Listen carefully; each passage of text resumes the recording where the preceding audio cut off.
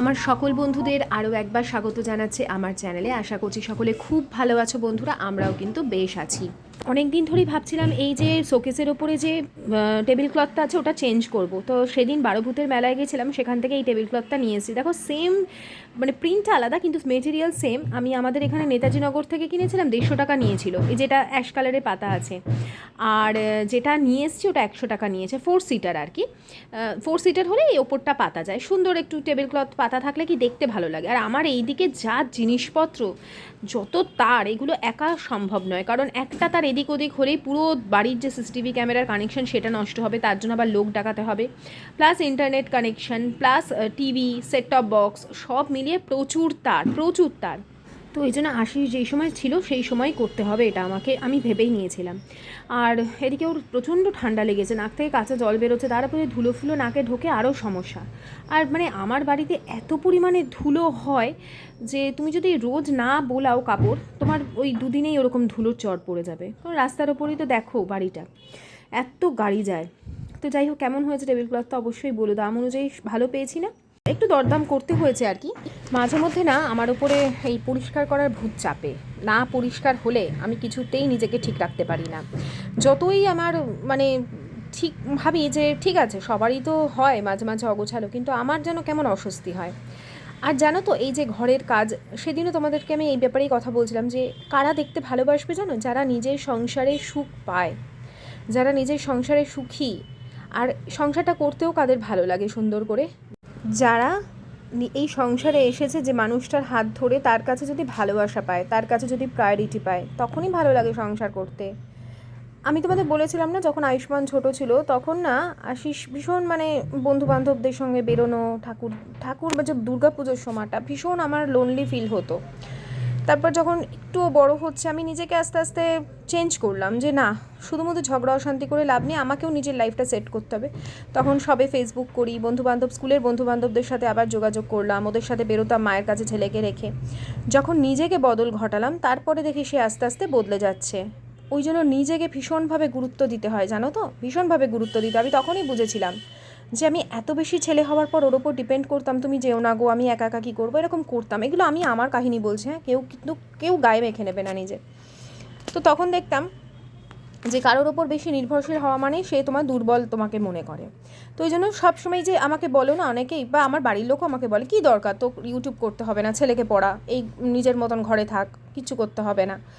কেন করি জানো? নিজস্বতাকে ধরে রাখার জন্য করি। এটা একদম আমি নিজের জীবনের বা নিজের আত্মকথা বলতে পারো বলছি, যে নিজস্বতাকে ধরে রাখার জন্য করি। যেটুকুই আমার কাছে আর্নিং হোক, যেটুকু পয়সা আমি হাতে পাই, সেটুকুই আমার নিজের মতন করে আমি খরচা করতে পারি, বা নিজের একটা জোর বলতে পারো। আর সেই জন্যই আমি শুধু শুধু পড়ানো বা শুধু যে ব্লগিং তা নয়, আমি নিজের হাতের কাজকেও বা নিজের স্কিলকেও বাড়ানোর চেষ্টা করি। সেটা কেক বানানো হোক বা বিউটিশিয়ান কোর্স করা হোক, কারণ কোনো কিছু শিখে রাখলে তা কখনো বিফলে যাবে না। আমি ওই জন্য বিউটিশিয়ান হয়তো আমি করি না বিউটিশিয়ানটা, কারণ ওটা আমার খুব একটা শখ নয়, কিন্তু কেক বানানো বা এগুলো আমার শখ, সেগুলো হয়তো ভবিষ্যতে কখনো ইচ্ছে হলে আমি করতেও পারি। তো এই হচ্ছে ব্যাপার। আমি তো শুধুমাত্র কাজ শেয়ার করি না, তোমাদের সাথে নিজের জীবন দিয়ে, নিজের যা শিখেছি, যা এক্সপিরিয়েন্স করে আমি আজকে নিজের মেন্টাল এবং ফিজিক্যাল হেলথকে একটা ভালো জায়গায় নিয়ে রাখার চেষ্টা করি, সেইগুলো আমি তোমাদের বলি। আর আমি জানি যে আমার মতন অনেকেই সাফার করে, বা আমি যেরকম সাফার করেছি সেরকম করে। তো সেই জন্য আমি বলবো, শুধু ছেলেদের দিক থেকে নয়, মেয়েদের দিক থেকেও সমান, দুজনের মধ্যে যেন আন্ডারস্ট্যান্ডিং, ভালোবাসাটা থাকে, সেই চেষ্টা করা দরকার। তো ক্লান্ত বোধ হচ্ছে। এখন কটা বাজে জানো? 4:15 বাজে। আমি এখনও ভাত খাইনি, সবাই ভাত খেয়ে নিয়েছে।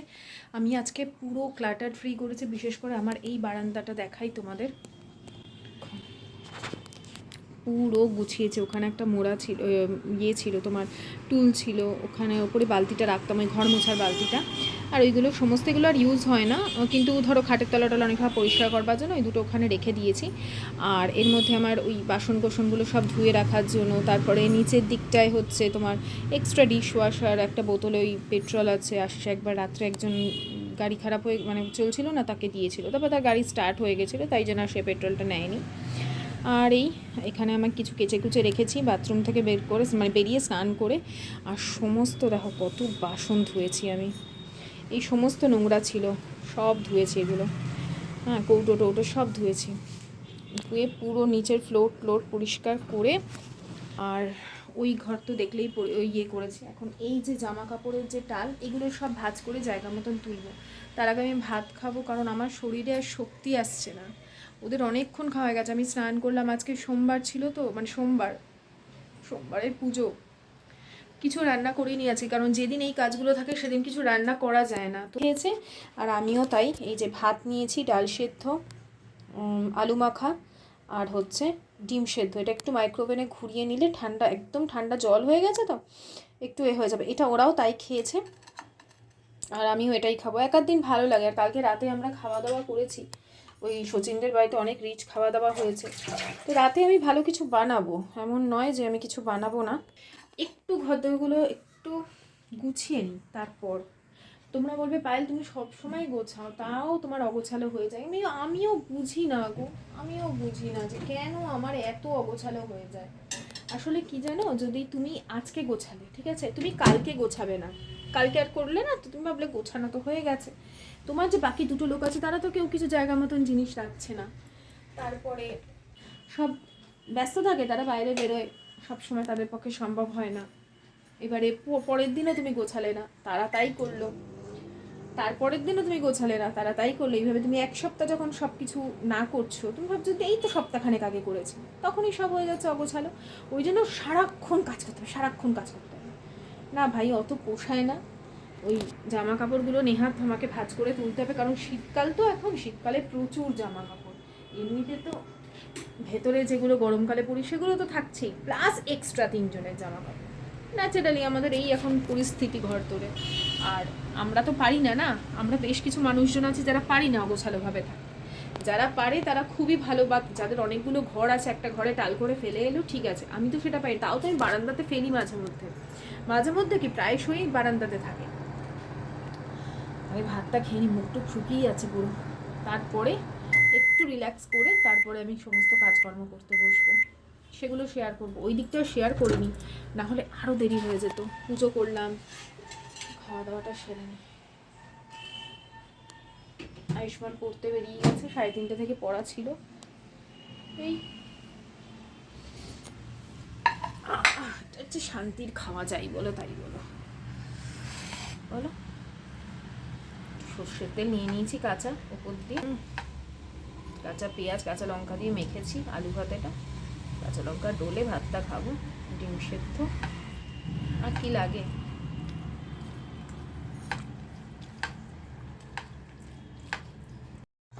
তো যাই হোক, ওই বারান্দাটা তোমাদের তো বললামই যে শেয়ার করিনি, কারণ করতে গেলে অনেক দেরি হয়ে যেত, আর প্রচুর ময়লা ছিল।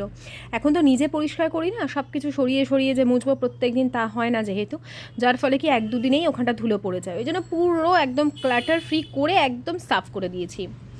আর তারপরে চলে এসেছি, এখন সন্ধ্যাবাতি দেব ঠাকুরের কাছে।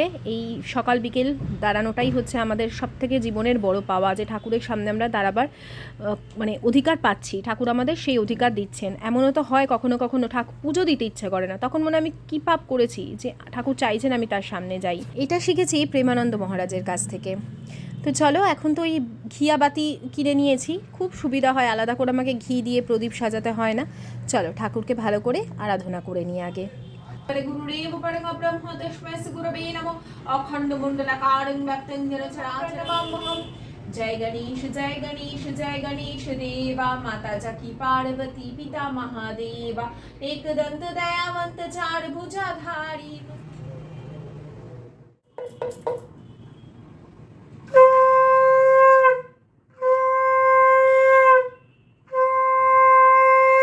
তো দুপুরে অত কাজকর্ম করবার পর একটু রেস্ট নিয়েছিলাম। রেস্ট নিলে শরীরটা আবার আমাদের এনার্জির বা ব্যাটারি, যেটা এনার্জি ব্যাটারি, সেটা চার্জ হয়ে যায়, সেটা ফুল হয়ে যায়। কারণ আমরা সবার আগে সকালবেলা ঘুম থেকে উঠি, সবার জন্য সব রেসপন্সিবিলিটি পালন করি, নিজের জন্য যত না করি আমরা কিন্তু নিজের ফ্যামিলি মেম্বার্সদের জন্য সব থেকে আগে চিন্তা করি। এটা সবাই বলবে, শুধু মেয়েরা না, পুরুষরাও বলবে যে আমরা ফ্যামিলির জন্যই কিন্তু বাইরে রোজগার করতে বেরোই, না হলে একজনের পেটের সংস্থান সবাই করে নিতে পারে। একদমই ঠিক, একে অপরকে ছাড়া তো কখনোই চলবে না। এটা কিন্তু নিজের ঘরে যখন আসবো সেক্ষেত্রেও তাই। যখন বাইরে থেকে বা চাকরি থেকে আসে কেউ, এসে ফ্যামিলিকে টাইম দিলে ফ্যামিলি কিন্তু আরও বেশি আনন্দ উপভোগ করে নাকি বন্ধুদের সাথে টাইম স্পেন্ড করলে। তো সেটা মেয়ে এবং ছেলে দু ক্ষেত্রেই প্রযোজ্য। একটা টাইম যখন থাকে আমরা কলেজে পড়ি, পড়াশোনা করি, তখন বন্ধুবান্ধব থাকে প্রায়োরিটি লিস্টে। তারপর যখন সংসারে আসি, সংসার জীবন যাপন করি, তখন যেন সেই প্রায়োরিটিটা নিজের ঘর, নিজের ফ্যামিলি মেম্বার্সগুলো পায়। এটাই আমরা সকলে চেয়ে থাকি। কারণ এই মুহূর্তটাও আবার বেশি দিন থাকবে না। যখন সন্তানরা বড় হয়ে যাবে, তাদের বাইরের জগৎ শুরু হবে, তখন তারা নিজেদের লাইফটা নিজেরা গুছিয়ে নিতে চেষ্টা করবে। তখন আমরা হয়ে যাব আবার কিছুক্ষণের বেশ কিছু সময়ের জন্য একা। তারপর তো আস্তে আস্তে দিন ঘনিয়েই আসে সকলে। যাই হোক, আজকে না পৌঁছঙের চাউমিনটা করেছিলাম। চাউমিন রেসিপি এখানে শেয়ার করিনি, বরঞ্চ আজকে দারুণ একটা রেসিপি শেয়ার করেছি, যেটার জন্য তোমরা আমাকে থ্যাঙ্কস বলবে কোনো সময় যদি ট্রাই করো। তার কারণ জিনিসটা অ্যাকচুয়ালি ভীষণ আনহেলদি, কিন্তু আমি হেলদি ভার্সনে তোমাদের শিখিয়ে দেবো, যাতে বাড়িতে তোমরা খেতে পারো এবং কোনো রকম সমস্যা না হয় কারোর। তো আজকে যে চাউমিনটা করলাম ওটা এগ হাক্কা চাউমিন সেদ্ধ করছিলাম। তোমাদের দেখাই, নুডলসটা না একটু মোটা ধরনের, একটাকে দুটো যে পাতলা পাতলা থাকলে একটা করে দেওয়া হয়েছে, এটাই আর কি। কিন্তু চাউমিনটা দুর্ধর্ষ খেতে, ট্রাই করতে পারো কিন্তু। পৌঁছঙের এগ হাক্কা চাউমিন, ওটার নামই এগ, ভেজ হাক্কাটা না। আর ওই জামা কাপড়গুলো আগে বিছানার ওপর থেকে ভাঁজ করে নিই। তোমাদের যে রেসিপিটা শেয়ার করবো সেটা বলেই দিই, উইদাউট অয়েল ফ্রাই ছাড়া চিলি চিকেন করে তোমাদের শেয়ার করব আজকে। যদিও এই রেসিপিটা আমি বেশ কয়েকদিন আগে শ্যুট করে রেখেছিলাম, তোমাদের সাথে শেয়ার করা হয়নি।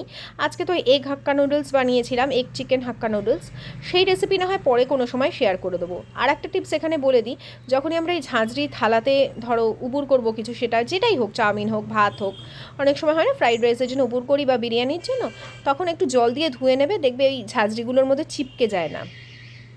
এটা যদি আমি বহুবার তোমাদের শেয়ার করেছি, তাও যখনই করি তোমাদের বলে দিই।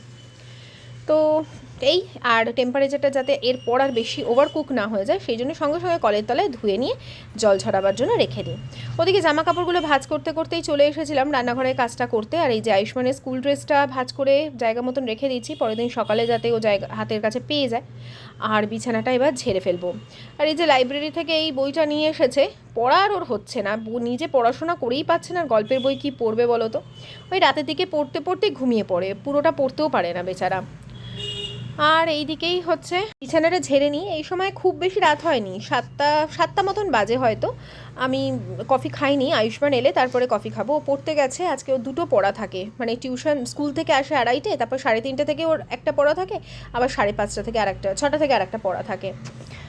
তো দুটো পড়া এসে ও চলে আসবে 7:30টার মধ্যে, তারপরে দুজনে মিলে আমরা এখন কফি খাবো। এখনই এই যে বসাচ্ছি আর কি। এখন ও আসে, এলে পরে একসাথে আমরা দুজনে কফি খাই। ছেলের সাথে বসে কফি খেতে বা ওর বাবা থাকলেও এই তিনজনে আমরা বসে যখন কফি খাই আমার খুব ভালো লাগে। এবার ধর ওরা নেই, আমার যা এসেছে হয়তো ঘরে, ওকে বলি তুমি কফি খাবে, আর ও চা কফি খেয়েই থাকে। তো বলে না এখন খাবো না, কিন্তু আমি একা ঠিক এগুলো খেতে পছন্দ করি না, কেউ থাকলে সাথে বেশ ভালো লাগে। তো আয়ুষ্মান এসেছে, তো ওকে একটু ঠান্ডা গরম জল মিশিয়ে জল দিচ্ছি। এখন জলটা বেশ ঠান্ডা থাকে, তাই আমি এই পুরো শীতটাই ঠান্ডা গরম মিশিয়ে ওদেরকে জল খেতে দিই। আর এইদিকে দেখো কফিটাও হয়ে গেছে, দুজনের জন্যই করেছি। আশিস একটু পরে আসবে, ওর অ্যাকচুয়ালি লিকার চা খাওয়ার কথা ছিল, তো আসুক, এলে পরে তোমাদের বলছি কি ঘটেছে। কারণ এই সন্ধ্যাবেলাটা বেশ ভালো লাগে। তো আমাকে এক দিদি জিজ্ঞেস করেছিলে যে পায়েল তোমার যে পেটে ব্যথা হচ্ছিলো সেটা কি দুধ চা খাওয়ার জন্যই হচ্ছিলো? মনে হয় দুধ চা খাওয়ার জন্য হচ্ছিলো, কফিতে কিন্তু হচ্ছে না সেই যে ব্যথা, বলতে নেই ভগবানের কৃপা এখন আর সেই ব্যথা নেই। আর এই যে ওপর দিয়ে একটু মালাই দিয়ে নিয়েছিলাম।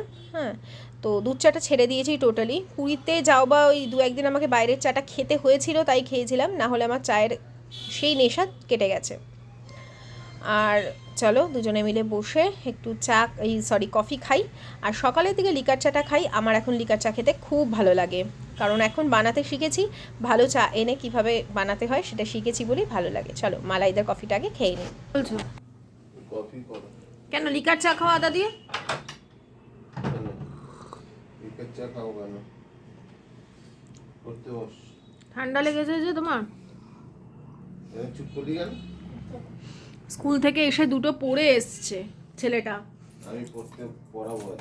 ওর বাবা এসেই ছেলেকে বলছে পড়তে বস, টিভি কেন দেখছিস? আচ্ছা, স্কুল থেকে এসেই ছেলেটা 1 ঘন্টাও রেস্ট পায়নি, 2খানা টিউশন পড়ে এসেছে, ওর কি ভালো লাগে বলো তো? তখন না আমার ওর বাবার ওপর তখন মাথাটা গরম হয়ে যায় যে তুমি সবসময় ছেলেটাকে পড়ো করো না, তো এমনিতেই ও পড়ে, সারাক্ষণ পড়ে। তা অনেক ব্লগারদের আমি দেখি বিশেষ করে ফেসবুকে যে বাচ্চা নিয়ে সারাক্ষণ ঘুরে বেড়াচ্ছে। আমি জানি না কী করে তারা হ্যান্ডেল করে, তাদের কি স্কুলে প্রেশার থাকে না নাকি, মানে আমি ভাবি আমার ছেলেটারই আমি এরকম ব্লগার যে সারাক্ষণ ছেলের পড়া করে।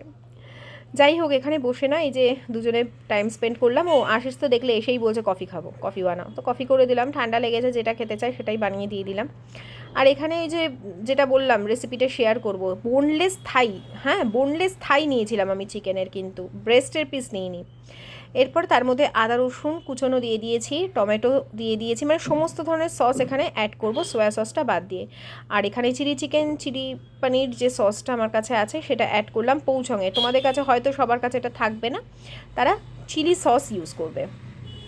চিলি সস, টমেটো সস আর সয়া সস একবারে মাখিয়ে দিয়ে দেবে। কোনো রকম ভাজাভুজির এই ক্ষেত্রে একদম যাবে না, ভালো করে এটাকে মাখিয়ে নাও। নুন এই সময় দেওয়ার দরকার নেই, কারণ যে সসগুলো আমি দিলাম, আমি সেজওয়ান সসও দিয়েছি, ওটা কিন্তু সেজওয়ান চাটনি নয়, সেজওয়ান সস। আমি সমস্ত পৌঁছঙের একদম যে অরিজিনাল মানে শপিং সেন্টার আছে সেখান থেকে কিনেছিলাম, যেখানে শুধু পৌঁছঙের জিনিসপত্রই ছিল, মানে চাইনিজ জিনিসপত্র। আর এখন কড়াইয়ের মধ্যে ফ্রাই প্যানে সাদা তেল দিলাম, কত অল্প দিলাম দেখলে তো। আগে কিন্তু পেঁয়াজ ক্যাপসিকাম আমি দিইনি, কেন দিইনি সেটাও পরে বলছি। এখন এই যে এটাকে দেওয়ার পর ভালো করে হাই ফ্লেমে ভাজা করব। আর যেহেতু মানে থাই পিস বা এগুলো তো একদম বোনলেস, হতে কিন্তু খুব একটা সময় লাগবে না। হাই ফ্লেমে ভালো করে ভেজে এটাকে কিছুক্ষণের জন্য ঢেকে রাখবো সেদ্ধ হওয়ার জন্য।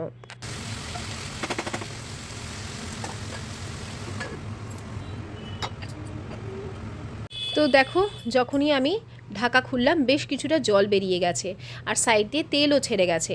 এখন এর ওপর দিয়ে আমি দিয়ে দেবো হচ্ছে ক্যাপসিকাম আর ওই যে ডুমো ডুমো করে কেটে রেখেছি কিউব শেপে, সেগুলো অ্যাড করে দিচ্ছি। কেন দিলাম না বলো তো, না হলে এগুলো একদম ল্যাতপ্যাতে হয়ে যেত, মানে একদম সিদ্ধ হয়ে নরম হয়ে যেত, তুমি ক্রাঞ্চি ফ্লেভারটা পেতে না। এরপর দেখো নিজে থেকে ওটা সেদ্ধ হয়ে যাচ্ছে। আমি এদিকে একটু গরম জল করে নিয়েছিলাম, ওই সস গোলানো যে বাটিটা ছিল তার মধ্যেই একটু গরম জল করে অ্যাড করেছি। রান্নায় সবসময় চেষ্টা করো গরম জল অ্যাড করতে, টেস্ট ভালো থাকে। আর এরপরে আমি সয়া সস দিচ্ছি যাতে কালারটা ভালো থাকে।